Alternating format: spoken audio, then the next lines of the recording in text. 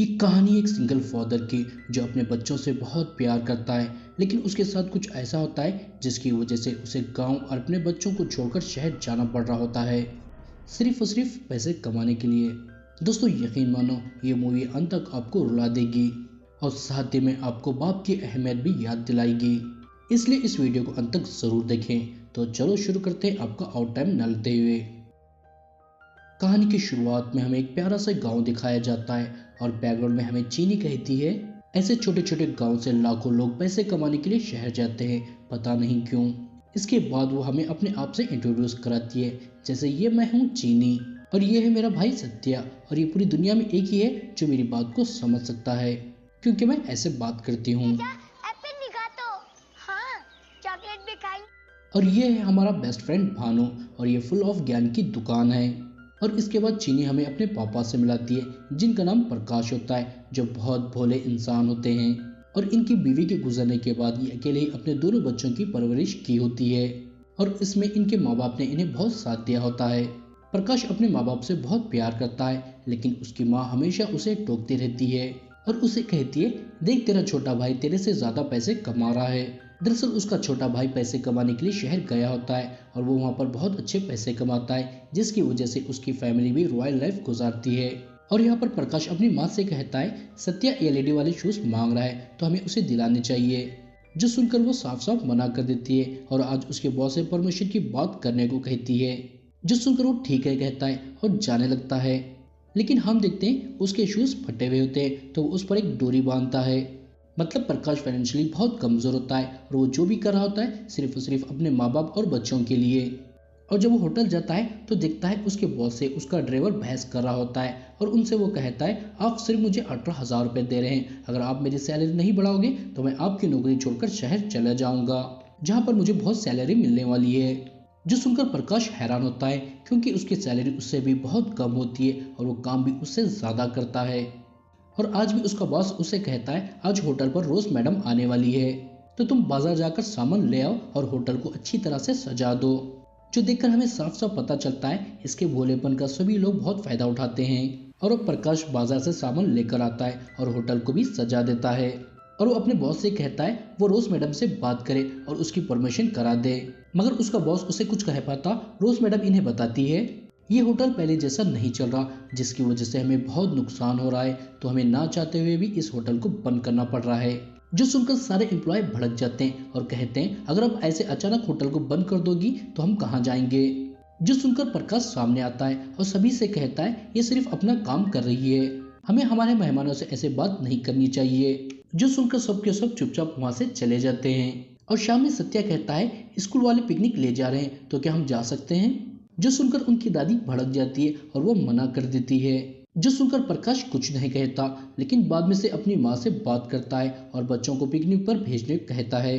लेकिन उसकी माँ फिर से कहती है, फजूल खर्ची करने के लिए हमारे पास पैसे नहीं है, इसलिए पहले तो अपने छोटे भाई से ज्यादा पैसे कमा, उसके बाद हम ये सब करेंगे।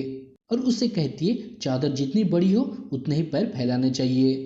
जो सुनकर वो उदास हो जाता है और अगले दिन ये बच्चे भानु के साथ मिलकर प्लान बनाते हैं अपनी दादी माँ को मनाने के लिए। जैसे भालू बहने उन्हें घर की सफाई करने कहता है तो सारी घर की सफाई करने लगते हैं, मगर वो उल्टा हो जाता है, जैसे घर और गंदा हो जाता है, जिसकी वजह से उनका ये प्लान फेल हो जाता है। तो भानु उन्हें भूख हड़ताल करने कहता है।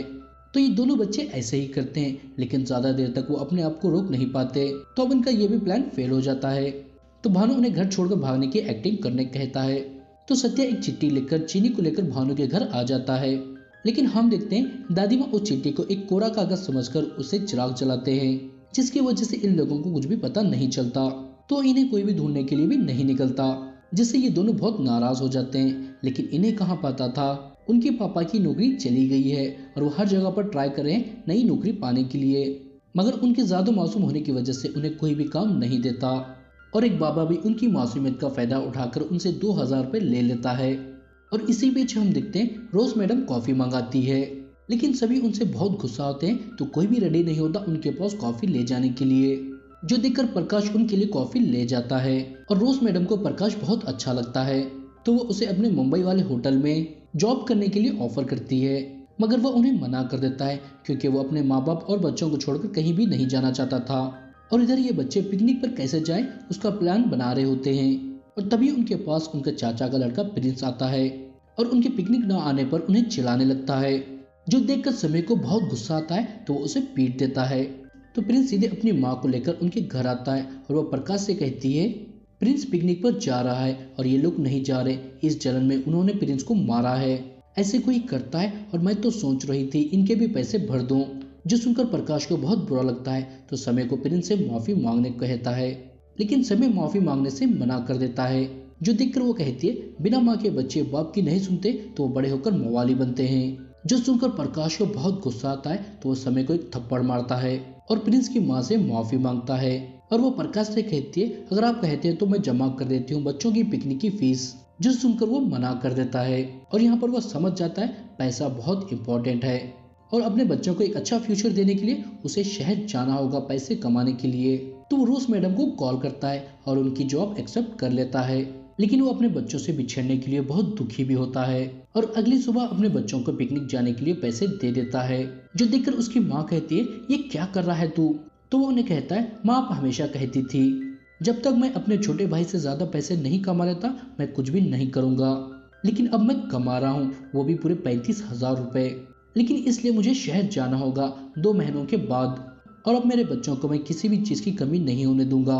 और वो अपनी माँ से कहता है माँ तू खुश तो है ना, तेरे दोनों बेटे लायक हो गए हैं। जो सुनकर वो इमोशनल हो जाती है और साथ ही में इसकी ये सारी बातें चीनी भी सुन लेती है और बहुत दुखी होती है, लेकिन जब वो इस बारे में समय को बताती है तो उसे कुछ भी फर्क नहीं पड़ता क्योंकि इसे लगता है अगर वो काम पर जाएंगे तो इसकी सारी फेवरेट चीजें इसे मिल जाएगी। और वो चीनी से कहता है तू इतनी दुखी क्यों हो रही है, सबके पापा जाते हैं शहर पैसे कमाने के लिए और हमारे पापा भी जा रहे हैं और सबसे बड़ी बात वो जैसे हैं फिर भी उन्हें शहर में कोई नौकरी दे रहा है। जो सुनकर वो उसे कुछ भी नहीं कहती, मगर वो जब पिकनिक से वापस घर आते हैं जब तक प्रकाश शहर चला जाता है और वो शहर में जाकर अपने भाई के साथ होता है और उसे बताता है उसे जॉब यहीं पर मिल गई है। तो वो 2 महीने के बाद ज्वाइन कर रहा है और उसकी सैलरी 35,000 रुपए है। जो सुनकर उसका छोटा भाई बहुत हैरान होता है क्योंकि उसकी सैलरी बहुत कम होती है। और यहाँ पर बातों ही बातों में प्रकाश को पता चल जाता है ये कुछ भी नहीं है, सिर्फ गांव में ढिंकियां मारता है अपने आप को बड़ा दिखाने के लिए।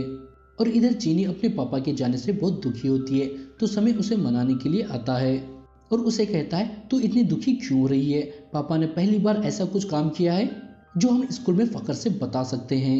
जो सुनकर वो उससे और गुस्सा हो जाती है क्योंकि वो पैसों से नहीं बल्कि अपने पापा से प्यार करती थी। और इधर प्रकाश को भी अपने बच्चों के बगैर नींद नहीं आ रही थी और अगली सुबह चीनी भानु से पूछती है पापा शहर क्यों जा रहे हैं, तो वो कहता है इसकी वजह है गरीबी। जो सुनकर समय उसे कहता है तू भी गरीबी है, तो भानु कहता है हाँ ये सच है, इसलिए मेरे पापा भी पैसे कमाने के लिए शहर गए थे लेकिन एक एक्सीडेंट में वो मारे गए। जो सुनकर समय हैरान होता है और शाम में अपने दादाजी से बात करता है और उनसे कहता है पापा पैसे कमाने के लिए शहर जा रहे हैं तो इसमें क्या गलत है, चाचू भी शहर गए हैं, उनके पास नया घर है और प्रिंस जो भी मांगता है वो उसे दिला देते हैं और मुझे एक शूज के लिए कई बार मांगना पड़ता है, क्या आपने देखा है ऐसे पापा। जो सुनकर वो कहते हैं बेटा जब तू 1 साल का था चीनी को जन्म देते हुए तेरी माँ गुजर गई और उसने अकेले ही तुम दोनों को माँ और बाप का प्यार दिया है और एक दिन तू पलंग से नीचे गिर गया था जो देखकर तेरा बाप बहुत रोया था और वो कई दिन तक तुझे गोद में लेकर बैठता था इस डर में कहीं तो फिर से ना गिर जाए। जो देखकर तेरी दादी ने पलंग के साइड में 2 चकले लगाए जब जाकर वो चैन की नींद सो गया था। बेटा तू कहीं देखा है इतना प्यार करने वाला बाप। जो सुनकर वो आखिरकार समझ जाता है पैसे से बढ़कर बाप है। और अगले दिन शहर से प्रकाश आ जाता है और चीनी के लिए और अपने माँ बाप के लिए कपड़े ले आता है और समय के लिए उसके फेवरेट एलईडी वाले शूज ले आता है, लेकिन अब समय ये कुछ भी नहीं चाहता था, वो सिर्फ अपने पापा को चाहता था। तो वो शूज को फेंककर सीधे भानु के पास जाता है और उससे मदद मांगता है अपने पापा को शहर जाने से रोकने के लिए। जो सुनकर वो उसकी मदद करने के लिए मान जाता है और अब ये तीनों मिलकर प्लान करने लगते हैं उसके पापा को शहर जाने से कैसे रोकें। तो चीनी कहती है चलो हम भगवान से प्रार्थना करते हैं अपने पापा को रोकने के लिए। जो सुनकर भानु कहता है भगवान से कितने लोग प्रे करते हैं, जब तक तुम्हारा टाइम आएगा तब तक तुम्हारे पापा शहर जा चुके होंगे। ये सुनकर डायरेक्ट भगवान तक मैसेज पहुंचाने का प्लान करते हैं, जैसे एक चिट्ठी में लिखकर गैस वाले गुब्बारों से बांधकर उन्हें उड़ा देते हैं, लेकिन उससे कुछ भी नहीं होता और प्रकाश की ट्रेन की टिकट भी आ जाती है। जो देखकर समय मायूस हो जाता है। जो देखकर भानु उसे कहता है इंडिया का एक रूल है बड़ों की बात मानना, जैसे तू तेरे पापा की बात मानता है वैसे ही तेरे पापा उनके पापा की बात मानते हैं, मतलब तेरे दादाजी, तो जाकर उनसे बात कर। और जब समीर जाकर उनसे बात करता है तो वो कहते हैं घर का दादा मैं नहीं हूँ, तेरी दादी है। मतलब वो मना कर देते हैं। लेकिन वो कहते हैं पहले यहाँ पर बहुत बर्फ पड़ती थी तो उसे देखने के लिए यहाँ पर टूरिस्ट भी आते थे, तो सभी कारोबार भी अच्छे से चलते थे। लेकिन अब ना ही बर्फ पड़ती है और ना ही टूरिस्ट आते हैं, इसलिए तुम्हारे पापा की होटल भी बंद हो रही है और वो काम करने के लिए शहर जा रहा है। जो सुनकर वो समझ जाते हैं असली प्रॉब्लम बर्फ है। तो वो जानने के लिए आखिर बर्फ कैसे गिरती है अपने स्कूल के साइंस टीचर के पास जाते हैं। वो उन्हें बताते हैं बर्फ ना गिरने की वजह ग्लोबल वार्मिंग है, तो हमें बर्फ गिराने के लिए प्रकृति की रक्षा करनी होगी, जैसे पोल्यूशन को कम करना और पेड़ कटने से बचाना और पानी को भी वेस्ट नहीं करना। अगर हम ये सभी करते हैं तो तुम्हारे बड़े होने तक धरती साफ हो जाएगी और हमारे गांव में भी बर्फ गिरेगा। जो सुनकर वो कहते हैं हमारे पास इतना टाइम नहीं है, हमें दिवाली तक गांव में बर्फ गिरानी है। जो सुनकर वो कहते हैं दिवाली तक बर्फ सिर्फ भगवान ही गिरा सकते हैं। जो सुनकर समय कहता है हाँ हमने वो भी ट्राई किया है लेकिन उससे कुछ भी नहीं हुआ। तो वो कहते हैं भगवान उन्हीं की मदद करते हैं जो खुद की मदद करते हैं। जो सुनकर ये लोग समझ जाते हैं इन्हें क्या करना है। तो अब ये लोग एक अभियान शुरू करते हैं, बर्फ गिराओ पापा को वापस लाओ। और वो इस बार में पॉम्पलेट ड्रॉ करके सारे स्कूल के बच्चों में बांट देते हैं और काफी बच्चे इनकी मदद करने के लिए भी आते हैं। और इनका पहला मिशन होता है सेव 3, मतलब पेड़ को बचाओ। तो ये सभी बच्चे जंगल जाते हैं और जो पेड़ काट रहे होते हैं उन्हें रोकने की कोशिश करते हैं, लेकिन वो लोग उन्हें डांट कर वहां से भगा देते हैं। जो देखकर भानु को गुस्सा आता है तो एक पेड़ पर पैर मारता है। तो एक लेडी उसे कहती है भानु उस पेड़ पर लात नहीं मारते क्योंकि वो पेड़ भगवान का है। जो सुनकर भानु को एक आइडिया आता है। वो सारे बच्चे अगले दिन सभी पेड़ों को नाड़ा बांध देते हैं और नाड़ों को देखकर जो भी पेड़ काटने वाले होते हैं वो अपने मालिक को मना कर देते हैं क्योंकि उन्हें लगता है ये पेड़ भगवान के हैं। तो वो वहां से चले जाते हैं। जो देखकर ये सभी बहुत खुश होते हैं और इनके पास एक टेम्परेचर मापने का डिवाइस भी होता है। तो उसे टेम्परेचर मापते हैं जहाँ पर 12 डिग्री से 10 डिग्री पर आ जाता है। जो देखकर सभी के सभी बच्चे बहुत खुश हो जाते हैं और उन्हें एक उम्मीद भी आ जाती है क्योंकि वो 0 डिग्री पर आता है तो 100% बर्फ गिरेगी। और इधर हम देखते हैं प्रकाश रोज घर लेट जाता है और सभी से दूर रहने लगता है ताकि उसकी फैमिली उसके बिना जीने की आदत डाल सके। और अगले दिन उसकी माँ को पता चल जाता है प्रकाश का होटल बंद हो गया है, इसलिए वो शहर जा रहा है। तो इस बार में अपने हस्बैंड से बात करती है और उनसे पूछती है आपने मुझे पहले क्यों नहीं बताया होटल बंद हो गया है। मैं समझ रही थी प्रकाश मेरी वजह से जा रहा है और इसमें मेरी गलती है। जो सुनकर वो कहते हैं उसमें तुम्हारी थोड़ी तो गलती है क्योंकि तुम उसे हमेशा ताना मारती थी। पहले तो अपने छोटे भाई से ज्यादा पैसे कमा और हर बात पर ताना मारना ठीक नहीं है। जो सुनकर वो बहुत इमोशनल हो जाती है। और इधर बच्चों का नेक्स्ट मिशन होता है प्लास्टिक बैन करने का। तो वो गवर्नमेंट ऑफिसरों के पास जाते हैं और उनसे कहते हैं सरकार ने तो कब की प्लास्टिक बैन कर दी है, तो आप गाँव में क्यों एक्शन नहीं ले रहे। तो वो कहते हैं सरकार का काम है नियम बनाना और जनता का काम है उस पर अमल करना, इसमें हम कुछ भी नहीं कर सकते। मतलब वो उन्हें मना कर देते हैं एक्शन लेने के लिए। जो सुनकर सभी मायूस हो जाते हैं। तभी इनके पास प्रिंस आता है और वो भी इनके साथ जुड़ना चाहता था लेकिन उसे ये लोग मना कर देते हैं। जो देखकर वो उन्हें कहता है अगर तुम मुझे जोड़ लेते हो तो मैं प्लास्टिक बैन कर सकता हूँ। जो सुनकर वो मान जाते हैं। दरअसल प्रिंस ने उस ऑफिसर की एक वीडियो बनाई होती है जिसमें वो ऑफिसर उस जगह पर यूरिन कर रहा होता है जिस जगह पर यूरिन करना मना है। और ये बच्चे यही वीडियो दिखाकर उस ऑफिसर को ब्लैकमेल करने लगते हैं, जैसे अगर वो गांव में प्लास्टिक बैन नहीं करता तो वो इस वीडियो को वायरल कर देंगे। जो सुनकर वो ऑफिसर मान जाता है और सारे गांव में प्लास्टिक को बैन कर देता है। और ये बात प्रकाश को भी पता चल जाती है तो उनसे कहता है अगर तुम ऐसा करोगे तो मैं कैसे जा पाऊंगा। जो सुनकर वो कहते आप ना जाएं इसलिए तो हम कर रहे हैं। जो सुनकर वो कहता है जैसे चिड़िया अपने बच्चों के लिए बाहर जाती है मैं भी वैसे ही बाहर जा रहा हूँ। जो सुनकर वो कहते हैं पहली बात तो आप चिड़िया नहीं है और चिड़िया सुबह में जाकर शाम में घर वापस आ जाती है, तो क्या आप आओगे। इसका प्रकाश के पास कोई भी जवाब नहीं होता। और ये बच्चे फिर से अगले दिन टेम्परेचर चेक करते हैं, वो 10 डिग्री से 8 डिग्री हो जाता है। जो देखकर ये सभी बच्चे और ज्यादा खुश हो जाते हैं और इसकी वजह से इनकी उम्मीद भी बनने लगती है। और हम देखते हैं शाम में प्रकाश रोज मैडम से मिलता है और उनसे पूछता है मैडम आपके पास इतने सारे पैसे तो अब अपने बच्चों के साथ क्यों नहीं रहती। तो वो कहती है वो तो बच्चे हैं लेकिन मेरे बहुत सारे सपने हैं, क्या तुम्हारा कोई सपना नहीं है। तो वो कहता है मेरा सपना सिर्फ अपने बच्चों के साथ रहना है, मेरे पास कोई भी चॉइस नहीं है इसलिए मैं ये कर रहा हूँ क्योंकि बच्चे बाप के बगैर रह सकते हैं लेकिन खाने के बगैर नहीं। और हम अगले दिन देखते हैं इन बच्चों का तीसरा मिशन होता है सेफ वाटर, मतलब पानी को बचाओ। तो समय एक डंडा लेकर नदी का पानी चेक करने लगता है, लेकिन उसका बैलेंस बिगड़ जाता है और वो नदी में गिर जाता है। तो डूबने लगता है। तो प्रिंस फौरन भागते हुए जाकर ये बात प्रकाश को बताता है। तो प्रकाश आकर उसे बचा लेता है और हॉस्पिटल ले जाता है। और जब वो होश में आता है तो प्रकाश उसे कहता है अब तुम ये सब बंद कर दोगे, क्योंकि तुम मेरे एक ही बेटे हो, अगर तुम्हें कुछ हो जाएगा तो मैं क्या करूंगा। तो समय उनसे कहता है आप भी हमारे एक ही पापा है, अगर आप चले जाओगे तो हमारा क्या होगा, क्या आपने इस बारे में सोचा है। प्रकाश के पास इसका भी कोई जवाब नहीं होता। और अगले दिन वो बच्चे फिर से टेम्परेचर चेक करते हैं और वो 8 डिग्री से 6 डिग्री हो जाता है, जिसे देखकर वो बहुत खुश होते हैं। और इनका आखिरी मिशन होता है पोल्यूशन को कम करने का। तो सारे बच्चे डिसाइड करते हैं वो इस दिवाली पटाखे नहीं फोड़ेंगे, बल्कि दिए जलाकर आसमान में छोड़ेंगे। और सभी बच्चे अपने हाथों से दिए बनाने लगते हैं। और टेम्परेचर कम होने की वजह से यहाँ पर कुछ टूरिस्ट भी घूमने के लिए आते हैं और यहाँ की फोटोज और वीडियोस बनाने लगते हैं। और आज दिवाली का दिन होता है और सभी बच्चों के बाप भी वापस आ जाते हैं और कोई भी बच्चा या बड़ा एक भी पटाखा नहीं फूटता। सभी अपनी फैमिली के साथ दिए जलाकर बहुत अच्छी दिवाली मनाते हैं। और प्रिंस का बाप भी वापस आया होता है और वो प्रकाश से कहता है भैया आप क्यों जा रहे हो हमारे माँ बाप को छोड़कर और अपने बच्चों को छोड़कर। ऐसा आपको बिल्कुल भी नहीं करना चाहिए, क्योंकि आपके बगैर आपके बच्चे और हमारे माँ बाप कैसे रहेंगे। ये देखकर और सुनकर साफ साफ दिख रहा होता है वो प्रकाश की सैलरी से चल रहा है। उसकी माँ बाप भी कहती है तुझे बहुत फिक्र हो रही है माँ बाप की, साल में 1 या 2 बार कपड़े भेजने से कोई बेटे का काम पूरा नहीं होता।